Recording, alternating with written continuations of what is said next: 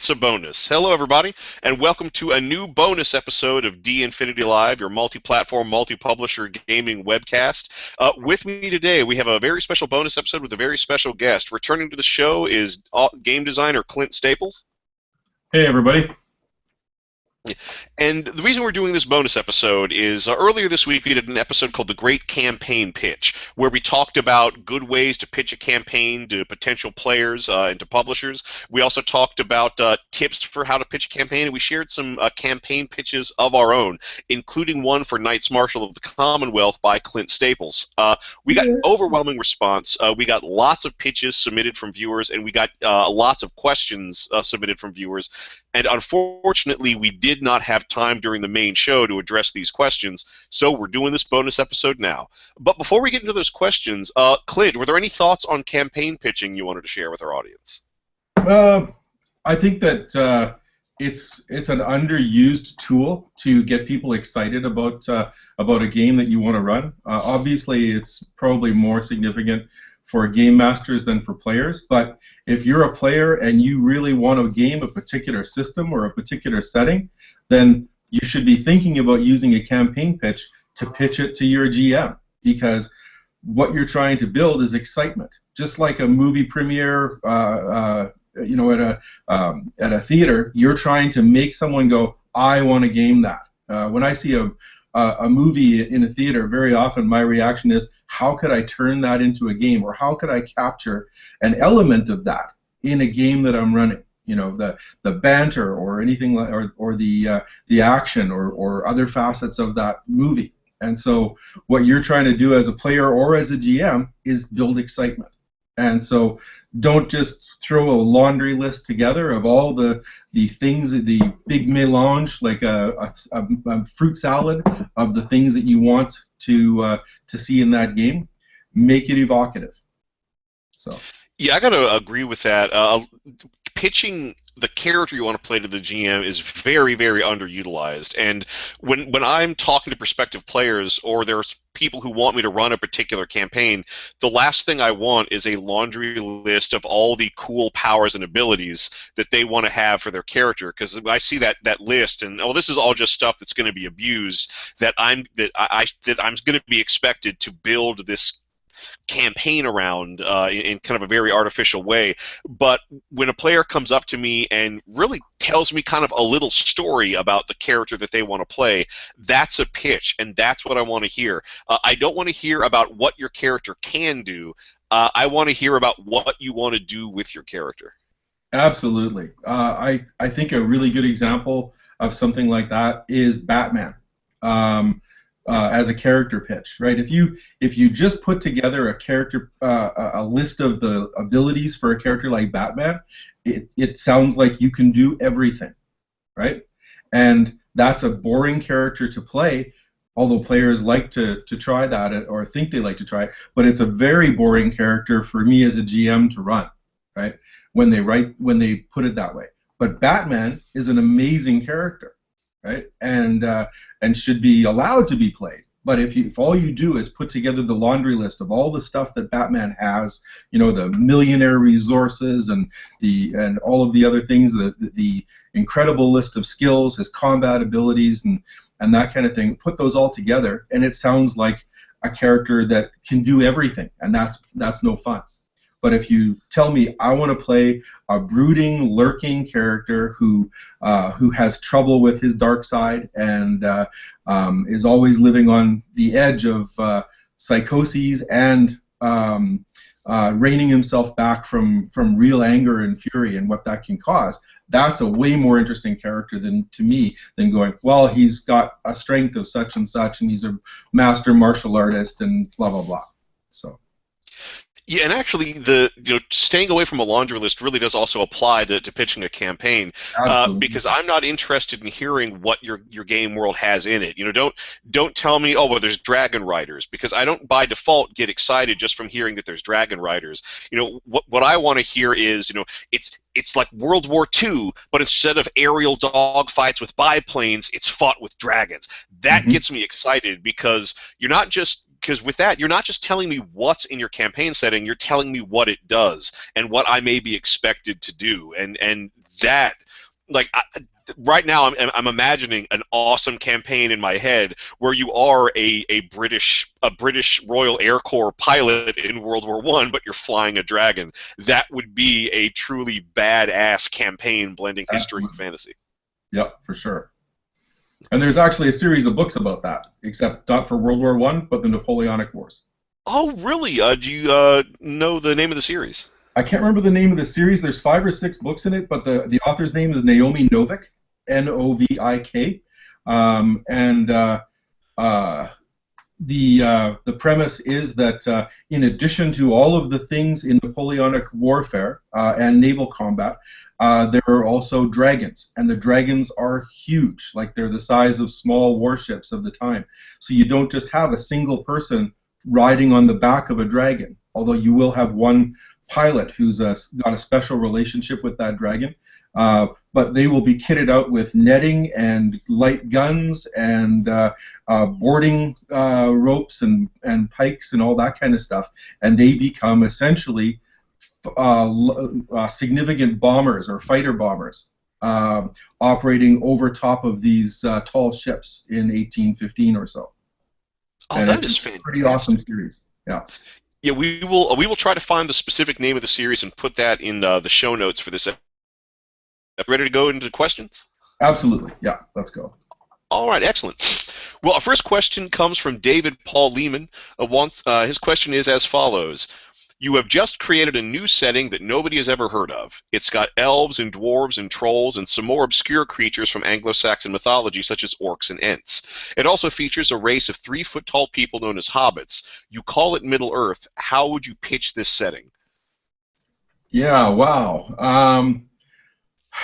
I think it's almost impossible to imagine that because everything in gaming relies on Middle Earth, whether it's directly derivative or the antithesis of it. But it's like trying to imagine the Middle Ages without the Bible.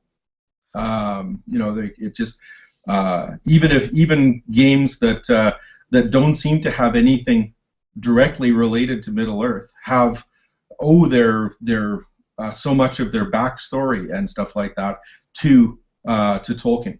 So Yeah, the and I look at this and DNA is in there. yeah, and I would say I personally probably wouldn't pitch this setting because like it's the Middle Earth concept really is geared toward the Tolkien novels. I feel like this is, even if I didn't know anything about Tolkien, I think this would still feel like the background for a novel. The thing that I think is missing that makes this a foundation for something you can pitch as a game is that I don't know what the hobbits, the dwarves, the elves, and the trolls are supposed to do. Hmm. Uh, these things exist, and presumably they have conflicts and complex interrelationships, but none of that information is spelled out. So if I were to pitch this, rather than sort of pitching the campaign setting of Middle Earth, I would probably try to pitch the campaign of the Lord of the Rings. I would ditch most of the setting description and say that it's a fantastic medieval world, and the most unlikely of heroes is going to be given the biggest burden anyone in the world has had to carry, and the most small, insignificant people are going to have to go up against an evil demigod with aspirations of world conquest.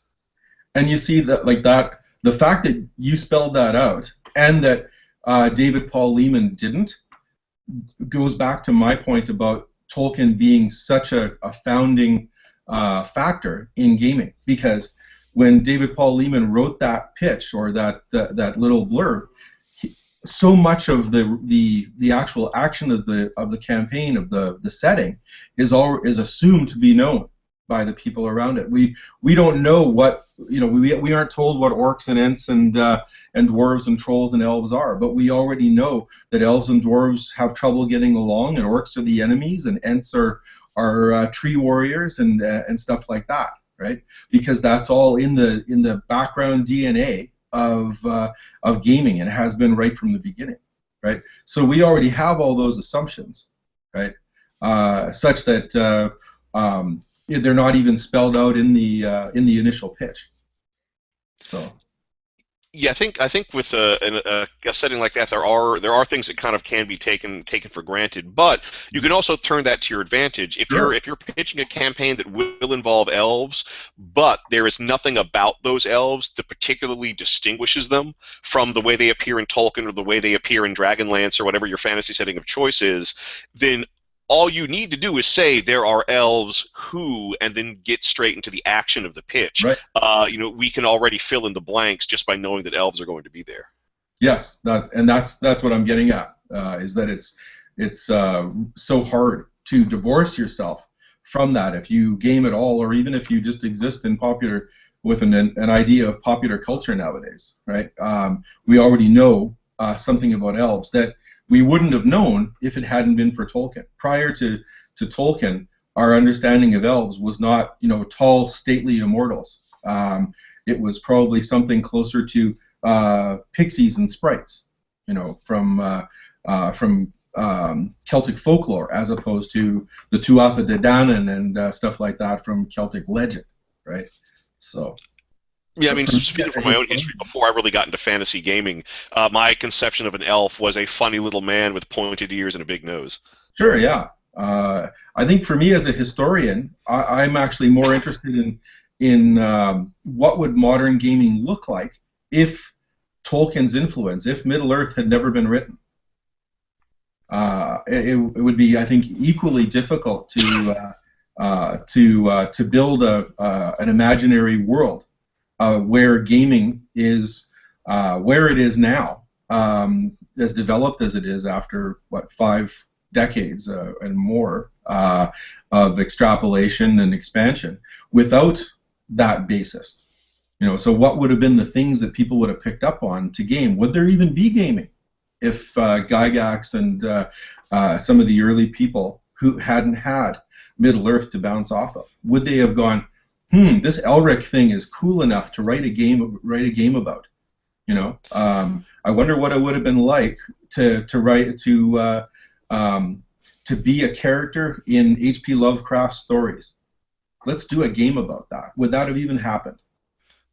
Yeah, well, So, I do not want to imagine a world without Cthulhu Mythos gaming. Although, even then, you mentioned Elric. Even Elric, we probably wouldn't have because the Elric stories by Michael Moorcock were written as a rebellion against both traditional swords and sorcery storytelling, but also high fantasy storytelling in the Tolkien tradition.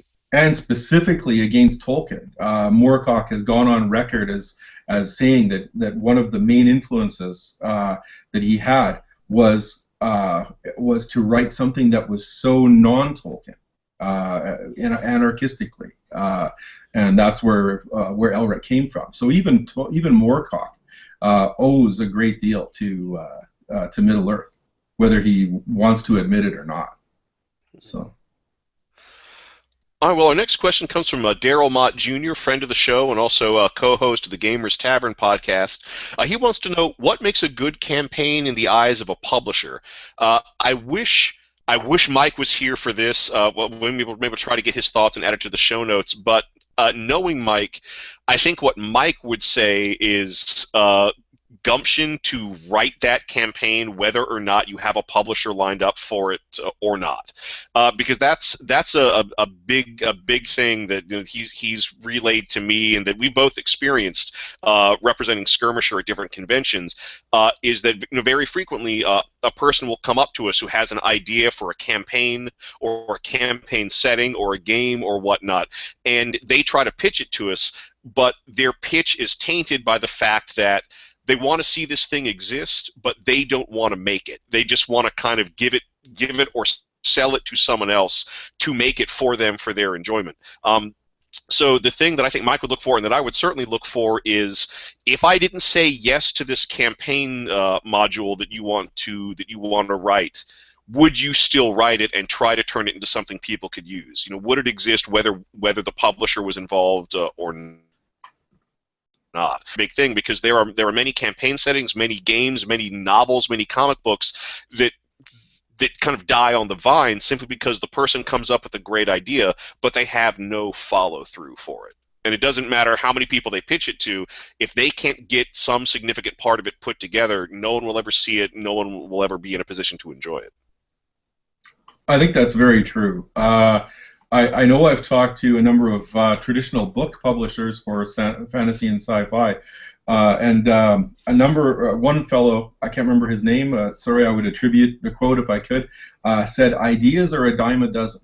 Um, and while I don't necessarily think that that's entirely true for everybody in his situation, I think he's answering the same question that you are. Is that yeah, I get a lot of people pitching me with concepts, and they expect me to develop them. Not me, but this guy. And For myself, as a relatively, I like to think of myself as a relatively creative person. I get ideas for games and novels and stuff like that all the time, right?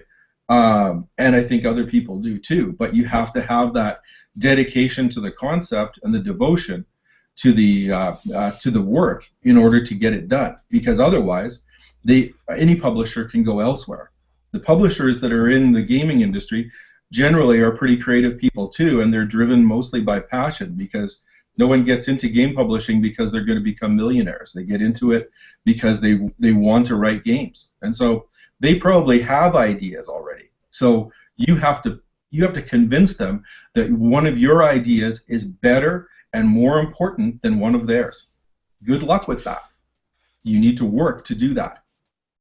Yeah, and then related to that, the publisher will already have people, whether it's friends, collaborators, or employees Sure. that are already going to be in a position to write a campaign. So when you pitch a campaign to a publisher, you are in essence competing with everybody the publisher already works with.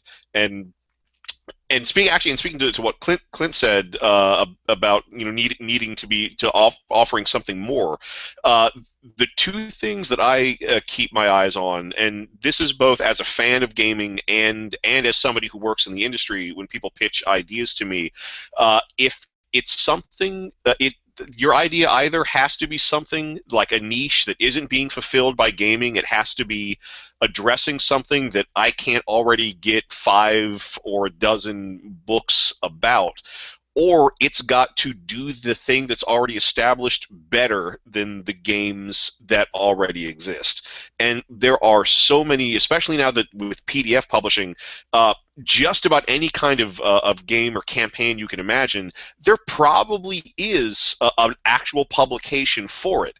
The quality can vary wildly. So if you're going to cover ground that's already been covered, you've got to cover it better or in a very unique way, or you've got to be blazing your own trail and offering gamers something that maybe they did not know they wanted, but once they see it, they're going to snatch up. Totally agree with that. Yeah. All right, next question comes from Jack V. Butler Jr., or as I like to think of him, Jack the Fifth Butler Jr. How do you make a campaign setting feel unique without breaking the genre of the game, whether it's sci-fi, fantasy, horror, uh, or whatever? Um, I I actually say break the genre. I am a big fan of genre mashups, and I'm also a big fan of bending a genre until it breaks. Talking back to Michael Moorcock and the Elric stories, Elric broke fantasy, and that's what it was meant to do. And it does that very well, and that's why those are great books. That's why several great RPGs like Stormbringer and Dragon Lords of Melniboné exist based on it. I think when you try to stay within the confines of a genre, you really do run the risk of repeating what's already been done. And so there really is no shame in brushing up against those walls, tearing down those walls, and really mangling things to try to get at a new, bigger, better story. And it's okay to fail at doing that because you can at least fail gloriously. There are some fascinating books out there that are simply genius because of how broken they are. Look at the Keeler's mystery novels. Those are amazing, and they completely wreck the very concept of a mystery novel. They're so wonderful. I agree. I'm a huge fan of genre mashups, personally. And I think that The main thing that, if there's a single guideline I would recommend for making a mashup or a genre breaking game work is verisimilitude within the game. Don't worry about verisimilitude for the real world. Worry about creating a sense of verisimilitude for the players within the game. That's what verisimilitude means. So, for example, looking at computer gaming for a moment, Fallout 3 combines the post-apocalyptic genre with the 50s sensibility of, flying cars with big chrome bumpers and convertibles and wacky weapons and stuff like that. And that's what makes it memorable, really. If it was just a post-apocalyptic game that was completely free of that sort of 50 sensibility, I don't think it would be as strong an intellectual property and as strong a world for people to escape into. And I think the same sorts of things exist for things like Dark Sun, where you've combined a fantasy game with post-apocalyptic elements very strongly, and the art reinforces that all the way through, and the creatures reinforce that all the way through. Or Eberron, where you've got fantasy noir, so you almost have this image in your head of of dark elves with trench cloaks and fedoras, right, standing around on the elevated skywalks of the main cities of Eberron and stuff like that, solving crimes or maybe creating crimes, right? And that's what really makes those work. And then the verisimilitude for Eberron is brought in when you have these fantasy versions of locomotive trains or flying ships or that kind of stuff that have their own internal logic, but it makes perfect sense for the game, for the mashup that you're doing. And that's where you sell that to the players, or as a player, that's where you sell that to the GM. You make that consistent and make it work, and that's what pulls people into the game and keeps them there. And that's sort of the definition of verisimilitude, is maintaining that sense of reality for someone in an unreal situation. So. Yeah, that is very key. Whether you're trying to bend a genre or break it, the parts need to work together in some way. I've seen a lot of pretty decent campaign settings and campaigns and whatnot that failed for me simply because there was some element that seemed to exist in a vacuum. A classic example is there are many games game settings that identify themselves as science fiction, and yet outright magic exists within the campaign setting. And I don't object to the presence of magic in a science fiction campaign. I object to magic that exists in a vacuum, that despite living in a campaign setting where there is a scientific mindset and advanced technology, in most of those settings, no one has ever undertook a scientific study of magic. It just works, and that's it. Like physicists never get involved, engineers never get involved. No one ever makes their spaceships out of magical metal. No one ever gives computers souls through magic. The magic is just there as something that players can give to their characters to be more powerful, but its presence has no impact whatsoever on the setting aside from being there, and that's that's something to be avoided. So if you're adding anything to that campaign setting, any part needs to be able to bleed over into any other part and have its influences. And because if you don't think of that, don't worry, your players will. And like if I was in that kind of campaign where it's science fiction but there's magic, I would make the character that undertakes the scientific exploration of magic. And you can either yes and that and let the campaign develop in that direction, or you can put up roadblocks and say science doesn't investigate magic, stop trying, and then that's no fun for anybody. Totally agree. If you basically, I think if it feels like a particular facet of your game is bolted on to the outside, then it probably is, and that's what you're describing there with magic in that kind of game. It plays no integral part, and yet it's something that is utterly central to the physics and metaphysics of the genre. If it's there at all, it has to underpin everything. right? And if it doesn't, then it's just an add-on on the outside. And that is the difference between verisimilitude and something that pulls people out of the genre or out of the game. That's a fail, I think, on the part of the games that are like that. If you're going to add magic or whatever, or psionics even, which is sort of in a lot of ways the science fiction version of magic, right? But there's always a reason for psionics to be there. It doesn't just it has to be explained, and it probably becomes something that is relatively central to at least some facets of the game, like. In Dune, for example, there is psionics, but the psionics drives so much of the action in the world of Dune, right? That you actually can't have that world or that universe without psionics. The ships wouldn't travel, and all the other things that psionics drives in Dune, and it has to be like that, even if it's not as all powerful. It has to be integral to the setting somehow. So. Oh, I've got another question from David Paul Lehman. What are the important elements of a pitch? What makes a pitch successful and what makes a pitch a yawner? I think, for me, the biggest thing I'm looking for is excitement. When you're pitching a campaign, you need to be at least twice as excited about it as you would like your players to be. One, because that excitement is infectious, and two, it's going to make your pitch that much more interesting, and it's going to kind of drive you to top yourself and to kind of go into areas that are going to get people excited. It's like I said on the show. Don't say, well, you're going to be counts and you're going to be guarding this keep and it's going to turn out there's a secret. No, don't say that. Say the count is dead, found with a knife in his back, and you have inherited the estate, but the estate comes with a terrible curse. That is awesome. That is evocative, and that, like, people who hear that, it's not just, and here, keep in mind, if you're at a convention or a game shop, you're not just pitching to your prospective players, you're pitching to everyone in the store. I've been in that wonderful position where you're sitting at a gaming table pitching the campaign that you're going to run later that day to the people that want a game with you, and had somebody come from across the game shop and go, you were talking about something really interesting, what's that? And the next thing you know, I've got three more players for the campaign.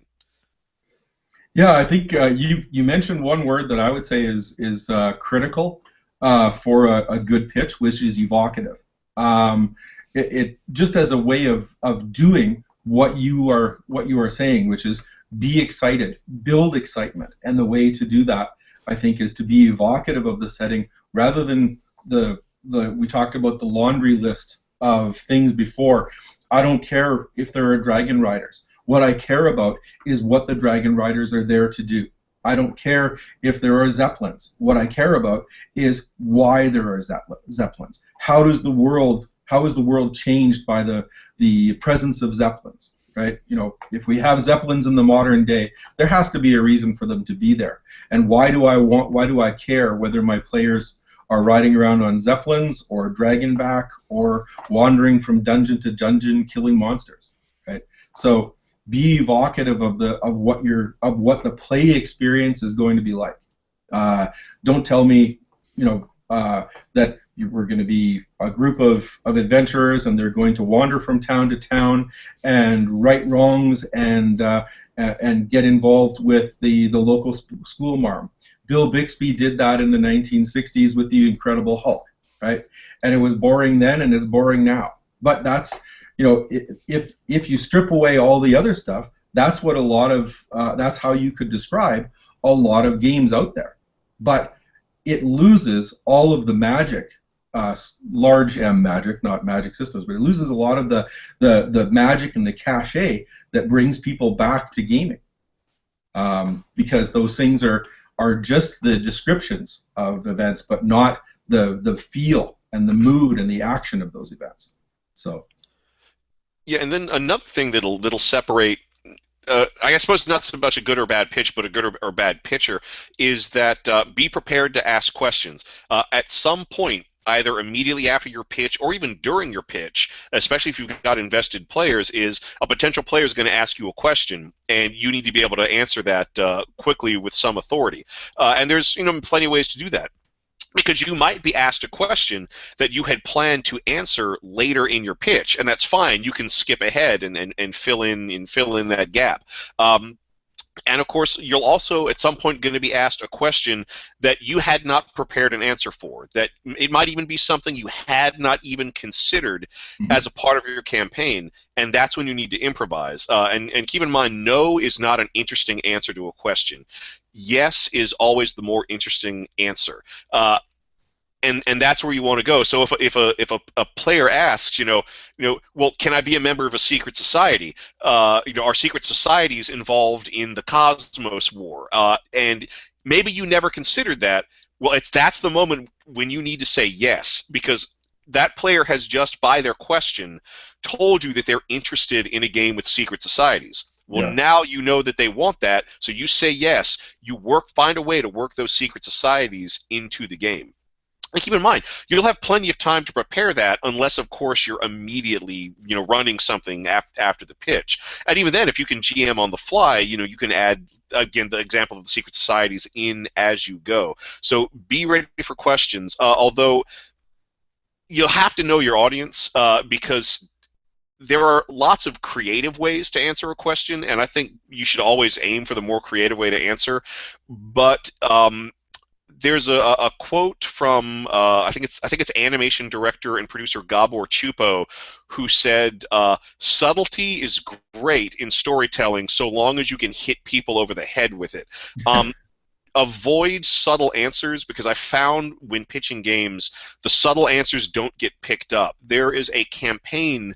It's very near and dear to my heart that I do, called Gargantua, and the premise of the campaign is that you're kind of playing a Godzilla movie. It's an atomic science, sort of science fiction world where the Earth is being overrun by giant monsters of all types, and you play part of this United Nations team that investigates giant monster sightings and consults with nations on how to deal with their giant monster problems.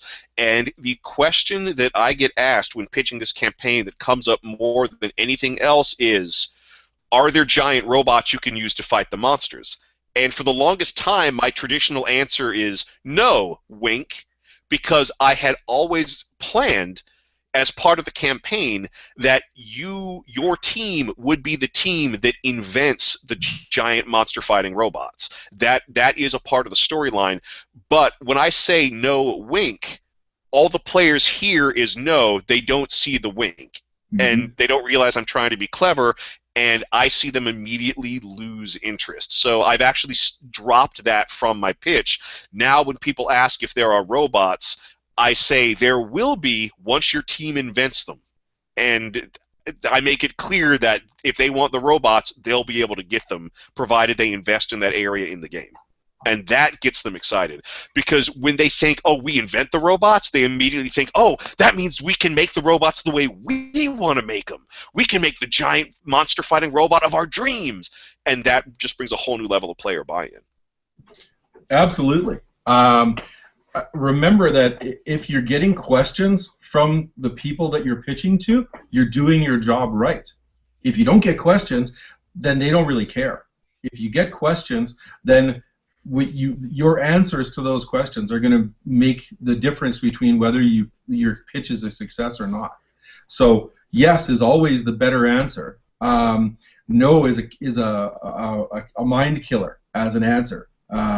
If you don't know how something can fit in, or if you want to lead the player in a little bit further, another answer is, how could we incorporate that? Or how do you see that affecting this game, right? So giant robots, are there giant robots? Probably. How would you bring giant robots into this game, right? And get the player to pitch it to you, especially if you don't have inherent plans for that thing. If you already know that yes, the player characters are going to be the ones who come up with the concept of giant robots to duel the giant monsters, then you've got a set answer that you can parse out in as teasers to the players. But if you don't know how secret societies are going to affect your game, then you can say, well, how would secret societies fit into this game? I'm intrigued. Let's talk about this. Because what you're trying to do with a pitch is build interest. And if someone's asking a question, that sort of defines interest in your game. So work with that. Build on that, right? And the very worst thing you can do is say, no, there are no secret societies. Because that person goes, oh, okay, I'm going to go find a game that has secret societies because I thought that was cool. So then they're going to go play Call of Cthulhu again. and they're gonna be on the evil side. Yes, and then the giant monster that's not going to show up in your game is that guy playing Cthulhu. So, you've lost one, and that's counter to what you're trying to do. You're trying to get a game together. You're trying to get a campaign together or a setting that you're selling to a publisher or whatever, right? If you go to a publisher and he's asking you questions, that's a good sign, right? If the publisher is sitting there going, oh, that's really interesting. I've got a guy who's writing a bunch of secret societies for me right now. Do you think we could incorporate those into your setting? The answer is yes. Absolutely yes. Right? Because somehow you can work with that. Right? And it will probably be better for it. So. And one thing I would caution people to avoid, because this kind of falls into the making a campaign pitch a yawner, avoid saying that my campaign is based on X movie or TV show or whatnot. And the reason I say that is, first and foremost, if you see a TV show and you think this would make a great campaign, then use that as your campaign. There is nothing wrong in the tabletop gaming hobby of lifting whole huge ideas from established works of fiction. I've done that. I've done that many times. Lots of great GMs have. The problem is when that's in your pitch. Is most of the times I've heard that and then gone on to play in that campaign. It tends to mean that the campaign is going to be a copy paste of that thing, and it tends to be pretty railroady.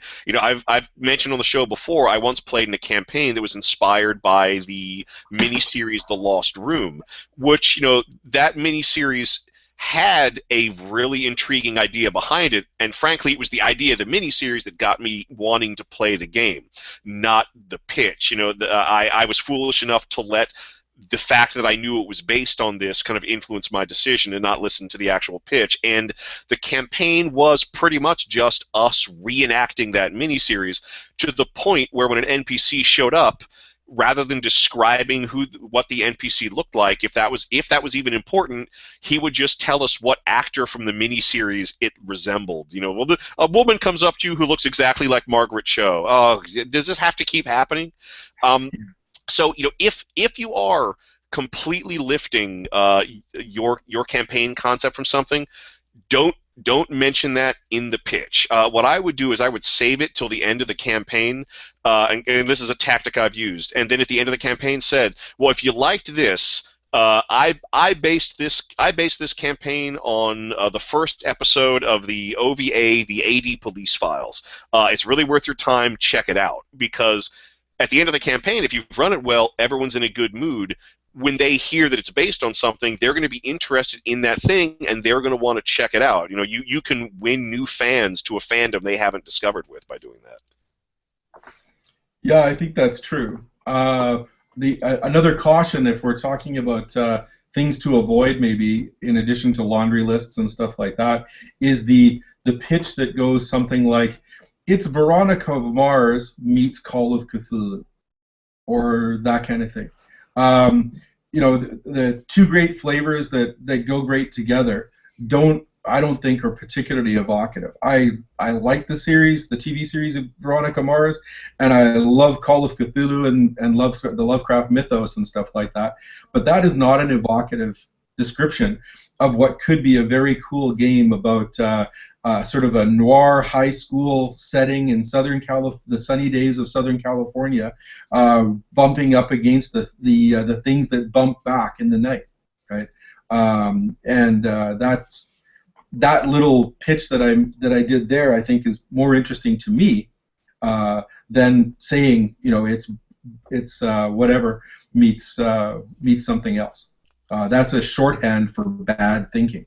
So Yeah, and I would agree with you. Your brief description, I think, is a better post than it's this meets that. yeah, And that's kind of it's a cliche in Hollywood that that half of movies pitched, the pitch is it's Die Hard in blank. yeah, The supposedly the pitch that got the movie Speed made was the guy just went to his pitch meeting and said, my movie is Die Hard on a bus, and that worked. Then of course Speed 2, it's Die Hard on a boat. right.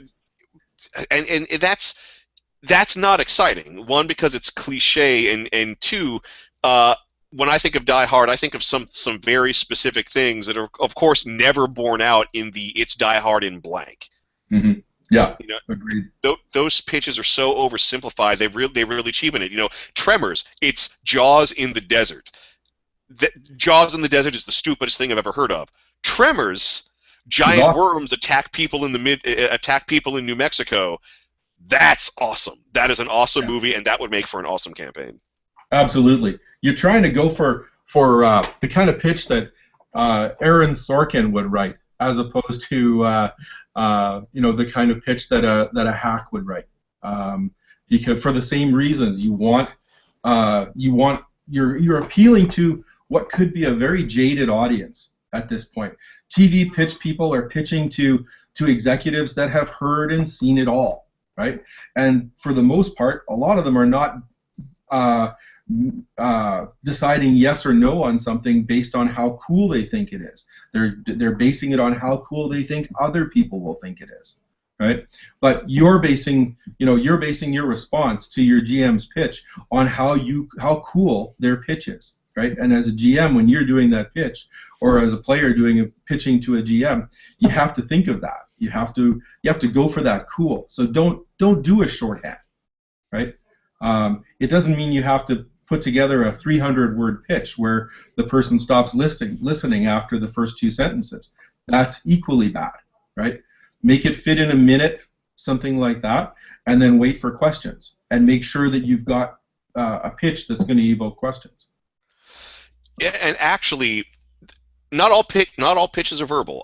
We talked about on the main show, when I write a gaming event description for a convention's event book, my event description is a pitch, and it's a pitch that's got to come in real short. Yeah. Don't make your pitches run long. I have seen over and over again a GM wants to run a particular campaign, and rather than giving a short, evocative pitch, they say, here's what you need to know about my game, and it's the worst I saw was actually 5 whole pages of text, not double-spaced. Wow. You need to be able to hook me within one sentence or within one paragraph that probably shouldn't run more than 5 sentences, and that's even in an extreme case. Don't make your pitch homework. If it's a pitch that people aren't going to receive from you in person, that they are going to see written down, get to the bloody point. Don't expect somebody to get to the end of your treatise and be overwhelmed by your brilliance. Just give me the part that you think is going to make me care about the campaign. Yeah. Assume that you have competition. Is a good way to think about it. When you're writing a pitch in a convention game program or something like that, you're competing with everybody else, at least in that time slot, if not everybody else in the whole damn book, right? So something you do in those, they're probably limited to maybe 60 words, something like that for a game program. Those 60 words it have can to be range from 60 to 120. Right. So those 60 words have to be chosen very carefully to get people in the door. You want walk-in traffic, just like a retail store, and you need people to come in the door of your the room that you're given, right? And this is the only advertising. This is your advertising budget for the year, right? You have an advertising budget that is 60 to 120 words long, and you've got to get people in your door. So assume that there are other other games out there, other stores right next door to you. And if you don't get them in your door, they're going over there and they're spending their money, right? Or they're, in this case, they're spending their time on someone else's game. So then you lose and you don't get to do your thing. All right, next question comes once again from Daryl Mott Jr. How do you take something as complex as a campaign setting, which can encompass an entire world, and turn it into an elevator pitch? My solution for that is to not concentrate so much on the world, but as its defining conflicts and what people are going to do in it. I run a lot of science fiction campaigns. It's not helpful to my pitch to mention all the different kinds of aliens that are in the campaign when I can just shorthand it and say a coalition of humans and aliens are exploring the Obsidian Zone. That's pretty exciting. It lets the players know that there are aliens there, and in fact multiple aliens.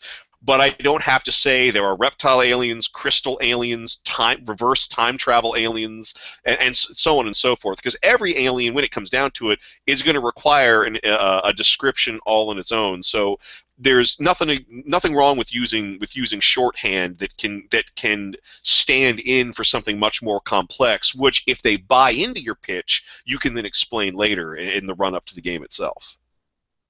Agreed. Every word needs to count in your pitch. So you can't spend 3 sentences talking about something that you could explain in half a dozen words, because partway through sentence 2 there are people tuning out already, right?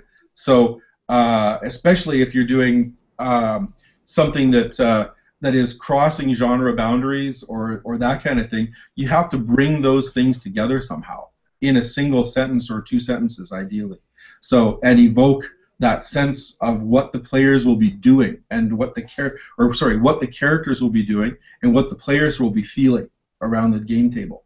So your Obsidian Zone example just now, not only did you come up with a cool title for the area, the Obsidian Zone is evocative right there. Instead of saying the dark matter area or something like that, the Obsidian Zone sounds way cooler than the dark matter area.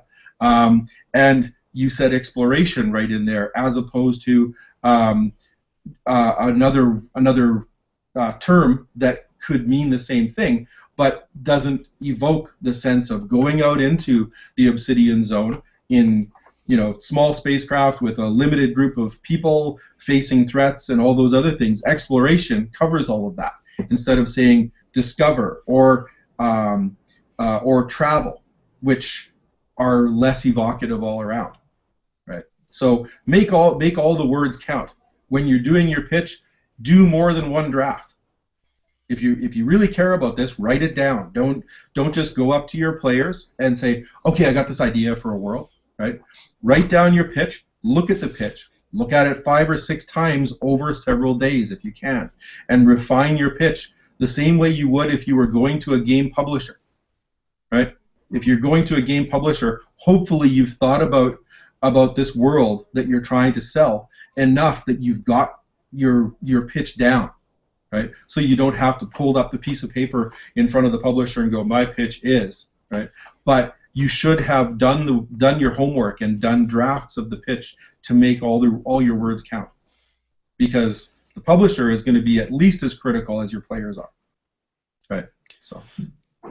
Yeah, and with handling the complexity of a campaign setting, look for those areas of shorthand. If it's a genre mashup campaign setting, figure out what the kind of proportions of those genres are, and just use that biggest proportion as a description in your pitch. If you've got a campaign setting where there's space travel, but people use black powder weapons, and there are lots of mutants. Well, if the mutants are a bigger, more important part of the campaign setting than the black powder weapons or the space travel, then you can say in a future overrun by mutants, and then and that lets people know where the focus is. But if the space travel is the biggest, most important part of the setting, you can start your campaign pitch in an age of stellar exploration. Let that big thing be a big rock that people can kind of cling on to in the storm of your pitch. Yeah, Yeah, and people will make assumptions based on the words you use and what you put in the pitch. Don't be afraid of those assumptions. If you, as you're pitching, if a player doesn't ask a specific question, but you are getting the sense that they're making an assumption that isn't accurate, don't stop your pitch to correct that assumption. Don't lose your momentum. Keep going, and then kind of wait for a post-pitch bit of question and answer to kind of refine those expectations. Like if your pitch includes the phrase "and all the immortals are dying," but you're not intending people to play the immortals, someone is going to say, someone's going to ask, do we get to play the immortals? You might have a very good reason why they shouldn't, but you need to address that when they ask that question, but you also need to address it in a way that is exciting. Make the fact that you're not playing the immortals just as exciting as the idea of playing the immortals, who, as we've mentioned in the pitch, are dying. definitely.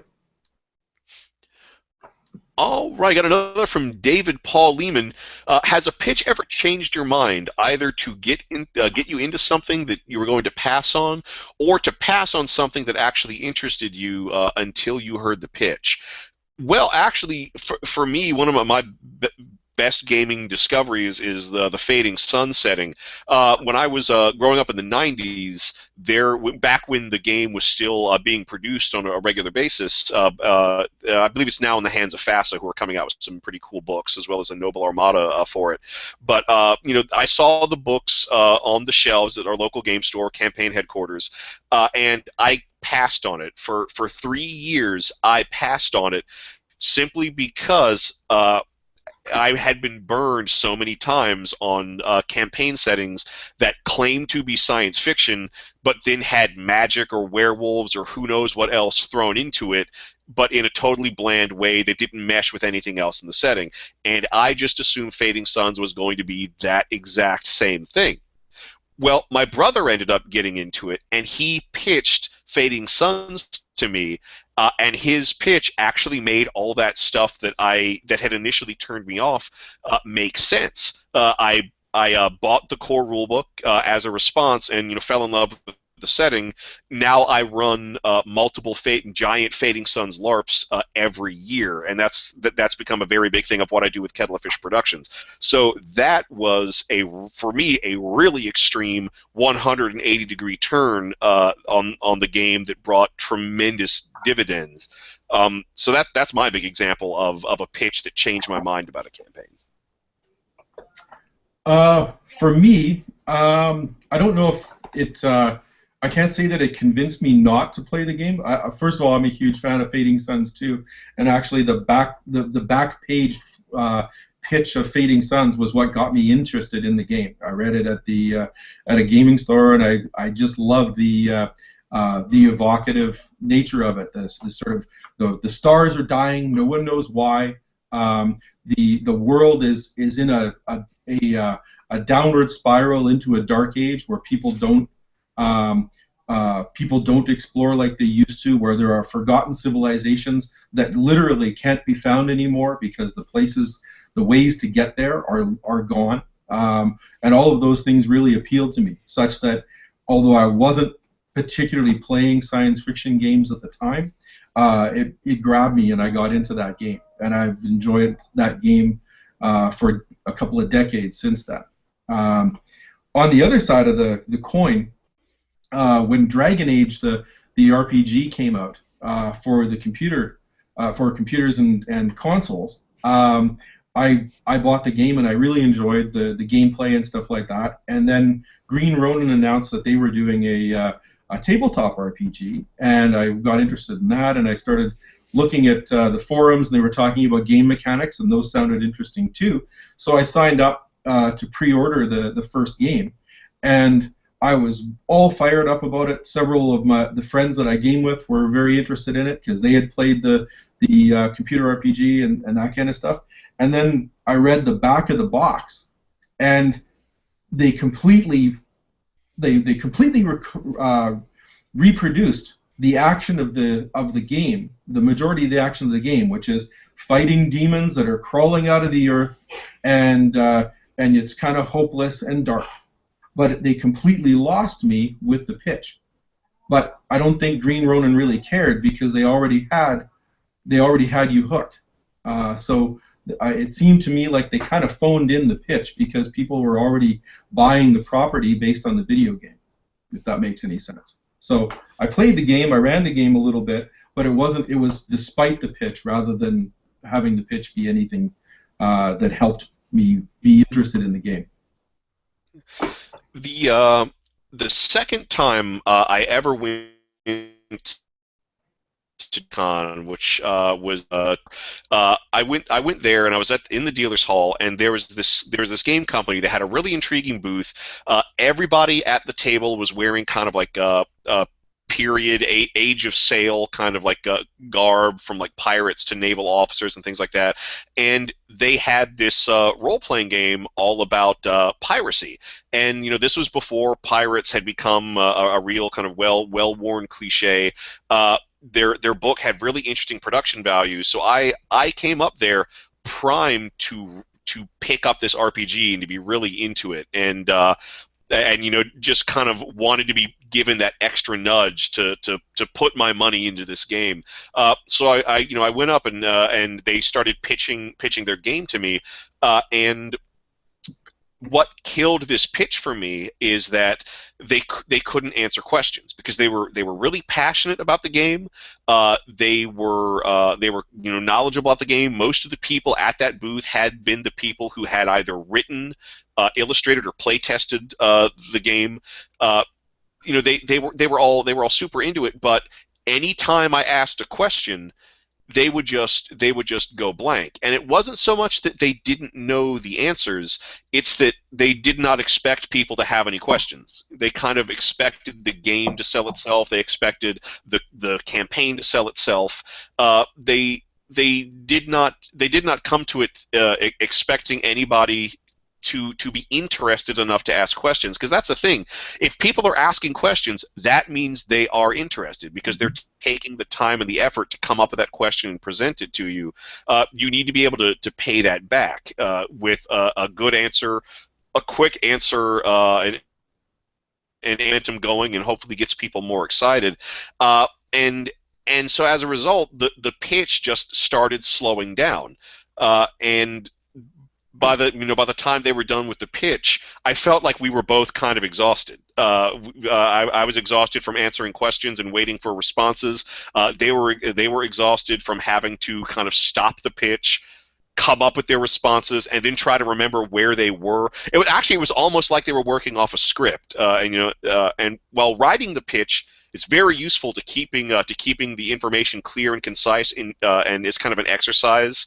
You need to write it down in the hopes that will just help you focus it in your head. You can't be referring back to a script when you're doing the pitch. So that was a game that I turned on because the pitch went south. All right, we got one final question from Daryl Mott Jr., who wants to know, okay, I have a very important question. This is the most important question of the entire show. Will, what the fuck is that on your shoulder? This, in case you were wondering, this is a gentleman octopus. He is a dapper octopus with a jaunty top hat, a mustache, and a monocle. It's very sophisticated. This was actually created by Sarah Allen of A Punch in the Art, who had me wear this on the show last week as a dare to see how long it would take for people to notice it. Nobody on the show seemed to notice it, but Daryl Mott, thank you for noticing it and asking about it, and I hope you find that answer satisfactory. You can find more of these online. Just search for A Punch in the Art on Etsy. Cool. Well, that takes care of our round of questions. Clint, do you have any final thoughts on campaign pitches? I guess, it's just to sum up, because we've been talking about this very thing for the last hour, which has gone really fast. I just looked at the clock and realized we'd been talking about this for a whole hour, so I hope it's as fun for other people as it was for me. If I can give one overarching piece of advice: don't sell your pitch short. Don't spend the time to get your pitch right before you go talk to your players, or before you go talk to the prospective publisher or whoever your audience is. Base it on what you're trying to accomplish. Base it on the setting that you're trying to create, and evoke feelings in the players, because that's where you're going to hook people. You're trying to hook people. You're trying to build interest. So invest as much time into those 50 words or whatever as you've got, because if you don't sell it, then all of the cool ideas that you've got for the setting are lost, because you don't get to play it. You don't get to run it unless you find someone to play it or run it. Unless you're playing with yourself, and that's a different show. So we should one do a that we're show on not going to solo do. adventures. Yeah, I guess my own final thought would be, your campaign pitch should kind of be like a toboggan ride. It should be quick. It should be exciting. Everyone who goes along with you should be a little bit breathless when it's done, and should be looking forward. And when it's done, should be looking forward to trudging back up that hill to go down faster, harder, and longer for the actual campaign. That will be my catch-all metaphor for campaign pitches. Sounds good. And now we've got a couple of double entendres at the end of the show, so I think we can be done. Excellent. All right. Well, so I suppose that's it for this bonus episode. I hope you had a good time. For myself, William T. Thrasher, and for Clint Staples, thank you for watching. Oh, and if you like double entendres, double entendres, double Nintendos, and all sorts of saucy wordplay, check out our website, d-infinity.net. We have a lot of pun-filled material we've been posting, inspired by 50 Shades of Grey. This includes the D 50 Shades of Grey cash-in post, the 50 Shades of Grey Ooze, where we present 50 unique variations of the classic Grey Ooze monster. Upcoming, we are going to have the 50 Grey Shades, stats for an army of incorporeal undead. We're having a pretty good run with this. We hope you can get as much of a kick out of reading it as we did preparing that material, as giggly and punch drunk as we got. All right, well, this has been another D-Infinity Live bonus episode. We will see you all next week for our regular episode on Thursday, where we will be covering, with author and guest Lee Garvin, we will be covering playing animal characters. See y'all later. Bye, y'all.